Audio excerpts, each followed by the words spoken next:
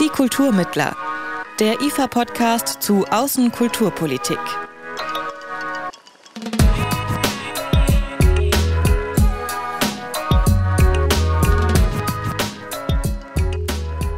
Welcome to a new episode of Die Kulturmittler, the IFA podcast on foreign cultural policy. My name is Alim Aliev and I'm glad you're joining us today. In March 2014, Russia annexed Crimea. Despite the manipulation of the referendum, Russia continues to speak of illegal annexation. The United Nations have not recognized Russia's annexation of Crimea because it violates the Ukrainian constitution as well as fundamental principles of international law. Therefore, the situation of Crimea remains a highly controversial topic and an integral component of the conflict between Russia and Ukraine. In this episode, I talk to Alim Aliev. He is a journalist, human rights activist, researcher, and vice president of the Ukrainian Institute in Kiev. His work mainly focuses on the situation in Crimea, the Crimean Tatars, and humanitarian policy. Today, I want to talk to him about Ukrainian culture and the self-understanding of the country and its people. And I want to learn more about his work for the Ukrainian Institute. Welcome to Die Kulturmittler, Mr. Aliev. Thank you. Thank you for inviting me. Hello. Mr. Aliev, could you describe in a few words the mission of the Ukrainian Institute? Yeah, of course. We are a young state institution in Ukraine. In Ukraine, we say that we are after a revolution of dignity institution that founded after all of these reforms and changing after 2014. And for today, Ukraine Institute is an institution that based in Kiev and affiliated to the MFA of Ukraine. And our mission is to facilitate international connections between people and institutions and create opportunities for Ukraine to interact and cooperate with the rest of the world through cultural and public diplomacy. And how would you describe the self-understanding of Ukraine? And has the self-understanding maybe changed over the past years to the Maidan unrest in 2013 and the Crimean annexation the year later, and then, or even the Russian invasion last year? Yeah. Probably now Ukraine is perceived as a country of free people, unbending spirit, rich culture and history. For a long time, we were in the shadows. Also, we are located in the very center of Europe. Now, the values of Ukrainians have become known to the whole world, especially to the Europe, and it's about the same values as the values of dignity, the values of freedom, the values of multiculturalism. You know, in 2013, the Ukrainian resistance began to revive, which was different in us century ago and even earlier. Ukrainians simply remembered what they already have in the face of danger to their freedom. That's why this changing of self-understanding is huge because, you know, personally for me, 2013-2014, during the Revolution of Dignity, it's the borning of a new independent state, not de jure, but de facto. That's why we say that 2014 is a new way of a new Ukrainian state. And in what way do you think that your work as an institute influences Ukrainian self-understanding and this vision of a new democratic state? The Ukrainian Institute promotes Ukrainian culture with its projects both abroad and within the country. Whereas our programs implement projects in the different areas: films, music, visual art, literature, performing art, academic programs, cross-sector projects, developing cultural diplomacy also, civil society programs. Also, a huge part is about research and analytics, Ukrainian language and communications.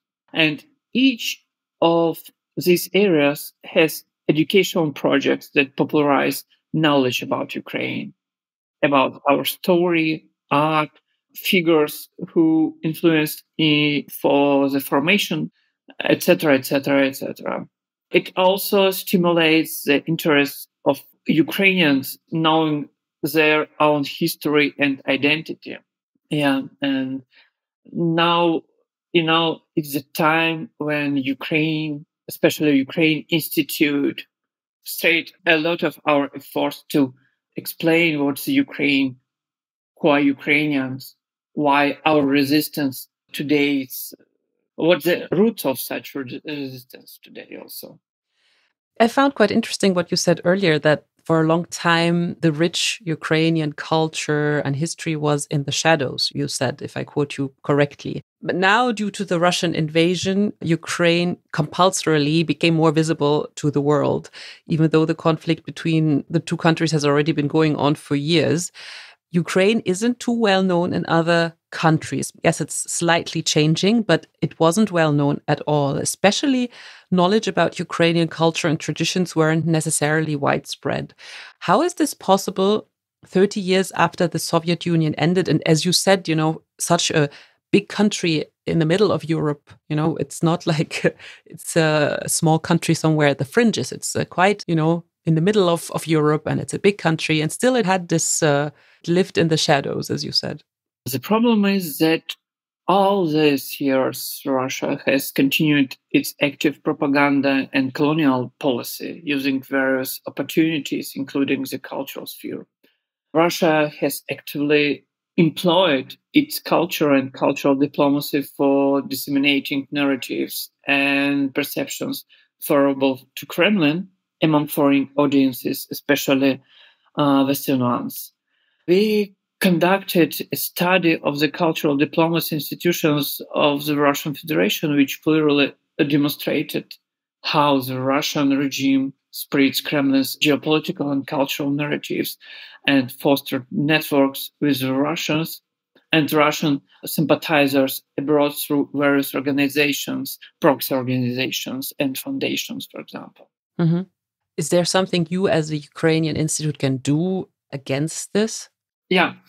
First of all, in the bottom of our activities, it's the values, as I said. That's why now it's important not to give, this another type of propaganda.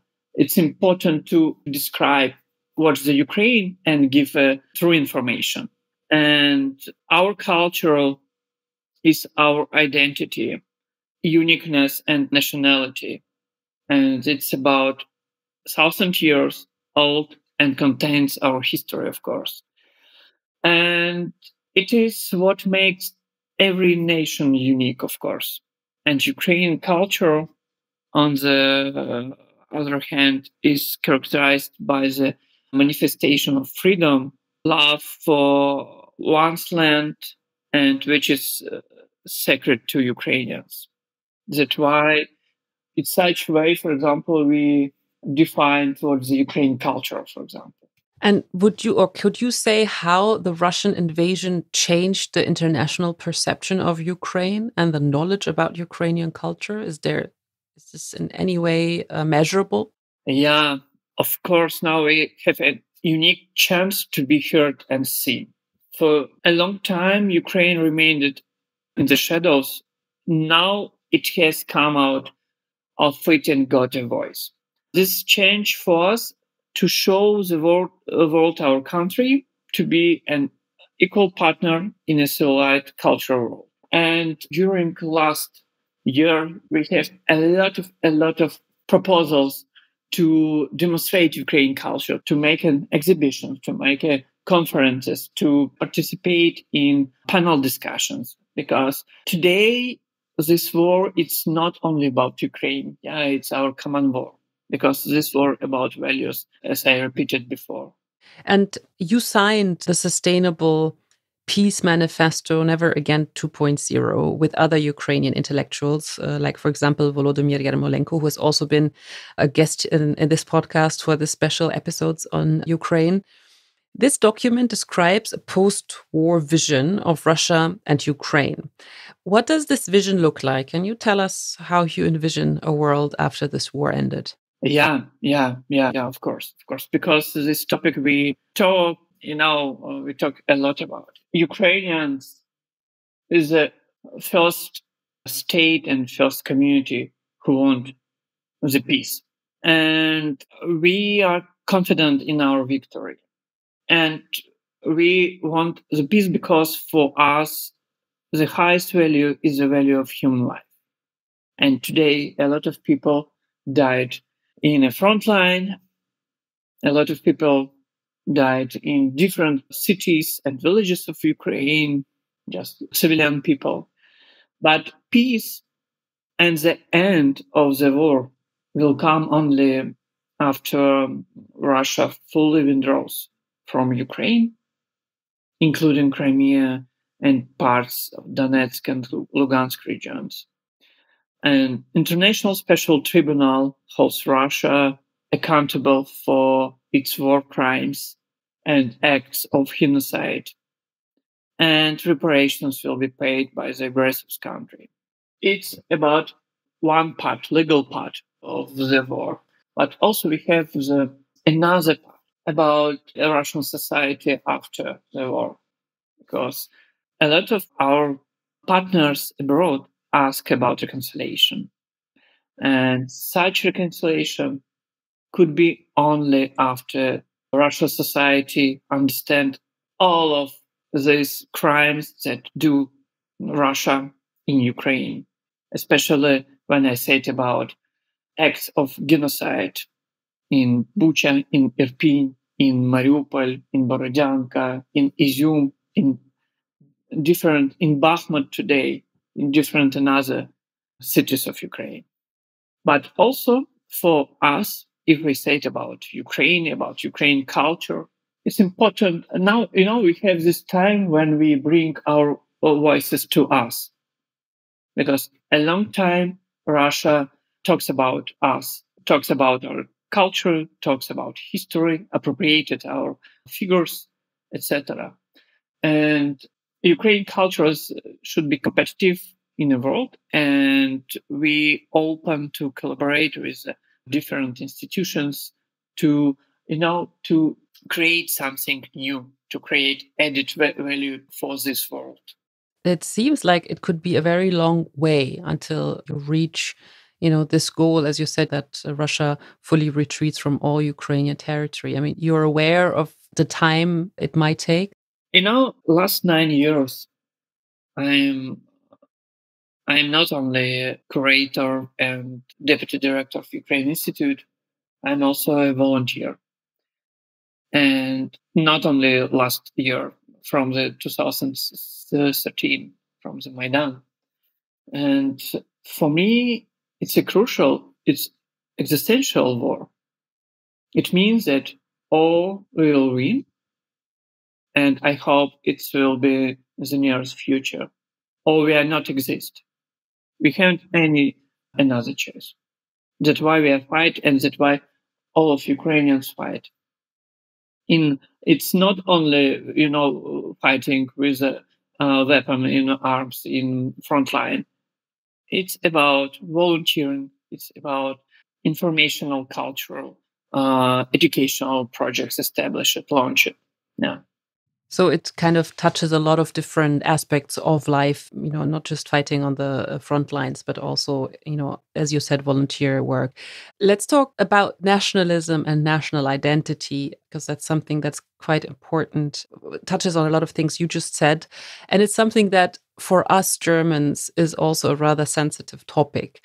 Nationalism also plays a very big role in Ukrainian history up to this day. And as you just said, it's, this is a crucial existential war. So can you explain why nationalism is so entrenched in Ukraine and in Ukrainian history? Yeah. First of all, it's important to understand that nationalism is not the same as Nazism. Yeah. Ukrainian nationalism is rooted in the idea of the independent state, protection, national identity, That is a myth that Russia spreads about Ukraine nationalism do not correspond to reality. Ukrainians defend their country, their independent state, and I want to give one example based on my life. I'm not ethnic Ukrainian. I am a Crimean Tatar. We are indigenous people of Ukraine, and I'm Muslim.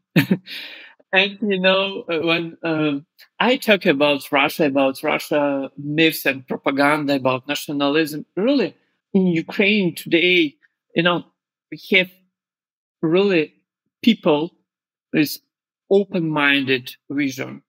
30 years ago, in post-Soviet Ukraine, it was really very orthodox people. But now it's a lot of organizations, a lot that support national identities in Ukraine, a lot of, for example, projects that support LGBT community in Ukraine. Even if I said about Muslim community, few days ago in the western part of Ukraine, in Lviv, Crimean Tatar community with the all of Muslim community opened one more mosque. And it's about topic of nationalism. Yeah. I have a lot of Jewish my friends that also say that nationalism in Ukraine, it's about patriotism. That's why I'm, as a Muslim, for Russians, I'm nationalist. Yeah, my Jewish friends for Russian are nationalists because we have a dignity and we defend our own land. So do you think that the role of national identity in the Ukrainian self-understanding also maybe changed in times of war? Or did it change in particular in this last year? Yeah, a lot of people, we are united. This full-scale invasion and full-scale war united all of the people with the different views and backgrounds. And, it's important now when we have this danger, but also the people started to know each other better, to understand each other, to have an experience of different cultures. That's why, we combined projects just a few days ago. We had a tour in Germany in 4 cities, Düsseldorf, Köln, Hamburg, and Berlin, with a Crimean Tatar and Ukrainian music projects that name Yevshan Zilya. And it's about collaboration. And it's about Crimean Tatar Muslim culture and Ukrainian Christian culture. And it works very good. That's why it's one of our goals as inside of Ukraine, as outside, to promote such projects, to give an understanding of multiculturalism of Ukraine. This is quite interesting because you said you're a Crimean Tatar and your research also focuses on the situation of Crimea. Due to the many changes of affiliation and governments, the development of a sense of belonging and national culture must have been influenced immensely and probably also difficult. Can you tell us what the current situation of the Crimean residents in general and the Crimean Tatars in particular looks like at the moment? Nowadays, all of Ukrainians are experiencing war.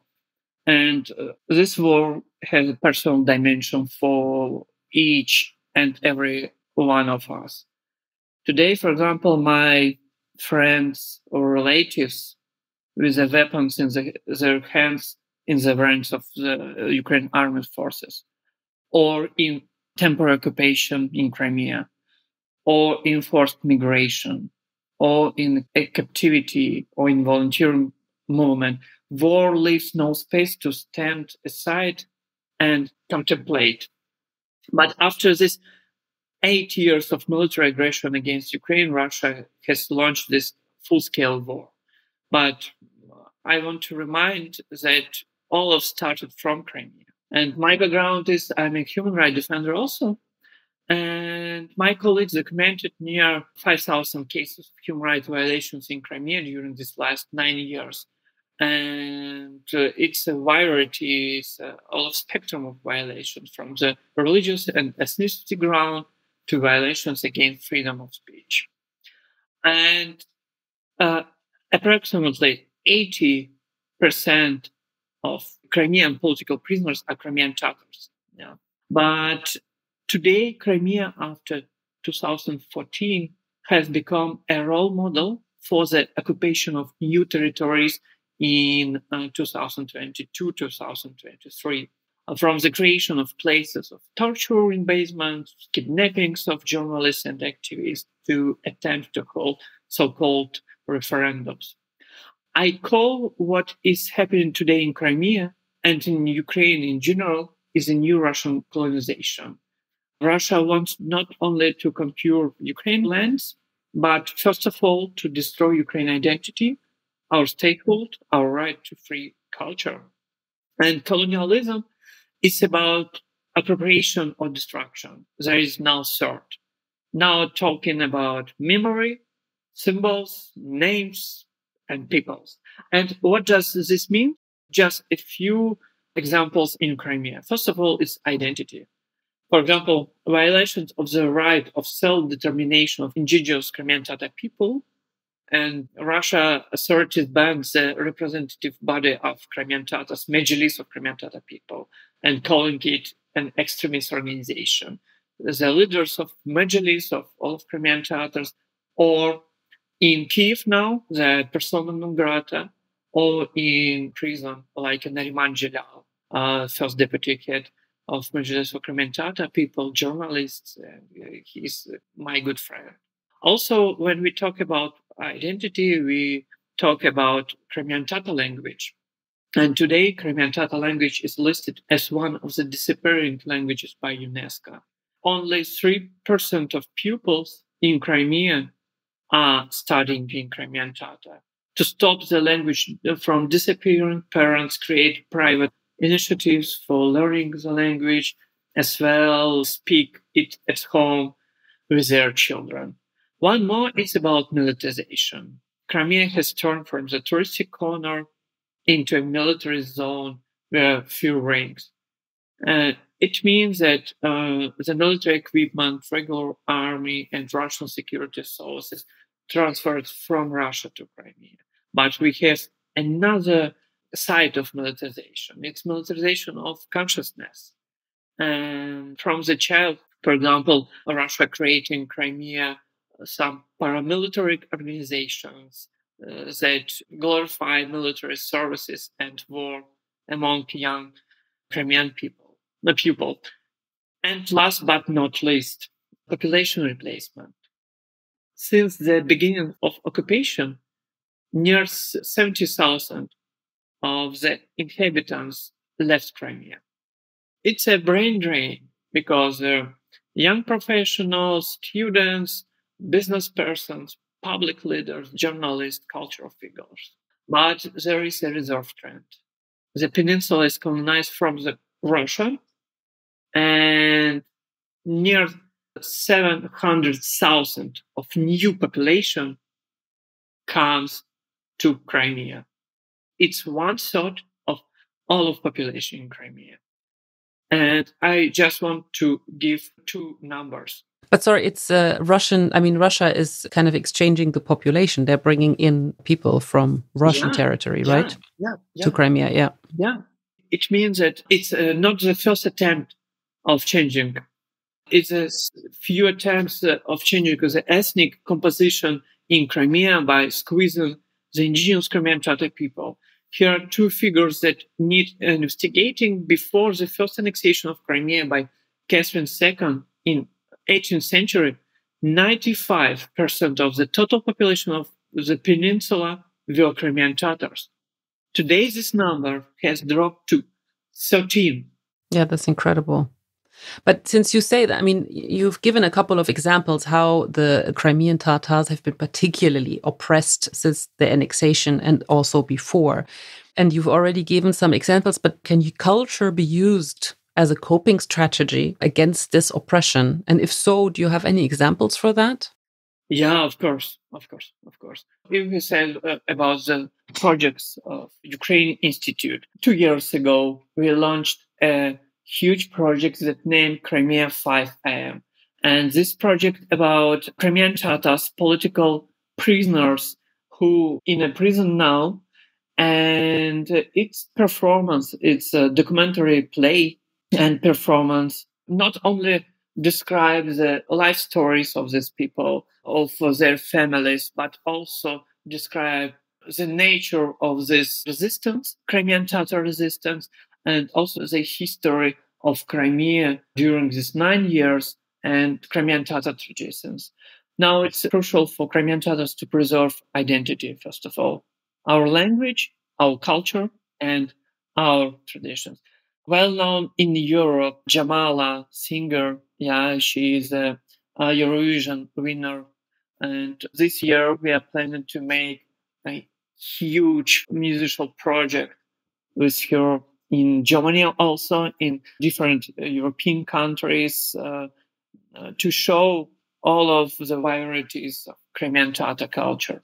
That's very interesting. So the Ukrainian Institute, just as you explained, aims to promote better knowledge and understanding of Ukraine internationally using the tools of cultural diplomacy. And you're doing this since 2017. How has the war impacted your work at the Institute and the collaboration with other European cultural institutions? Many foreign cultural institutions and organizations supported us, especially in the call to suspend cooperation with Russian representatives of the cultural sphere. Of course, not everyone understands our call, and it's often necessary to carry out explanatory work to explain why this is important now and what follows from this, and why the Russian narratives is imperial narratives. We have already received a lot of support from European and world institutions, but we understand that there is still a lot of work in the field for Ukraine to become an equal, competitive partner in the cultural market.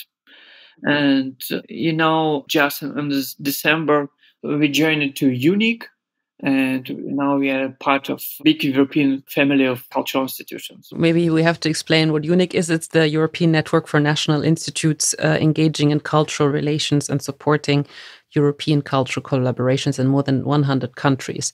What potential do you see being a member of this organization? It's about strengthening connections. It's about joint actions with different institutions. It's about collaboration and cooperation with our counterpartners in European countries. And also it's about, two ways: when we demonstrate Ukrainian culture and our partners demonstrate their own cultures for Ukrainians also. So it's very relevant for you to be part of this UNIC now since December. I would like to know more about your programs and projects. You already mentioned in the beginning of our talk all the projects that you as a Ukrainian Institute address. It's really a great variety of topics like literature, film, music, visual arts, civil society, cultural diplomacy, or academia. Which one of your projects would you recommend to our listeners to understand Ukraine better? I would recommend taking a look at all of our projects, since each of them has its own mission about function, of course, and you can find these projects on our website. But for better understanding of Ukraine, I would recommend online courses about Ukraine. For example, Ukraine history, culture, and identities, and about history of Ukraine culture and Udemy platform. Also, we have a course about Crimea and Crimean Tatars, our history and nowadays. We published the book, Ukraine, Food and History, and which we work on, and this first edition about Ukraine cuisine, culinary traditions, and it's a tie to our history about identity out of the geographical futures of different regions of Ukraine. I also advise you to to visit the website Ukraine UA, our joint project with the Minister of Foreign Affairs, with a lot of different topics of art, music, etc., etc., etc. There's lots to be found. A lot of, yeah. Only for last year, we launched 113 projects in Ukraine Institute. 130. Wow. That's quite a lot. So I definitely have to get that book on food and Ukrainian food and your culinary traditions. That's a must. So I'm going to go and look for it on your website. Thank you so much, Mr. Aliev, for the interview and for taking the time to be with us today. I think we reached you in Kiev, right? Yeah. Yes, so thank you so much. Thank you so much. Hope to see you in our free and Ukrainian and Crimean Tatar Crimea. Yes, I really hope so. And I'm going to be the first to come and visit you. So if you invite me, I'll join. That leads us to the end of this episode on Ukraine. If you enjoyed it, please feel free to recommend the podcast to others. This was the 6th and last episode of the special episodes on Ukraine, where we talked to different people from art, culture, and science. Among other things, we talked about how the cultural scene and civil society have developed in a year of war in Ukraine and what role social media plays in this war. If you have missed out on some of the previous episodes, take a look on a common streaming platform like Spotify, Apple Podcast, or Deezer and catch up. If you have any questions or comments, please feel free to email us at podcast@ifa.de. For more information on our organization, IFA, Institut für Auslandsbeziehungen, visit ifa.de. With that, I say goodbye. My name is Amira El-Al. Thank you for listening, and I hope you join us for the next episode of Die Kulturmittler. Bye-bye. Die Kulturmittler, der IFA-Podcast zu Außenkulturpolitik.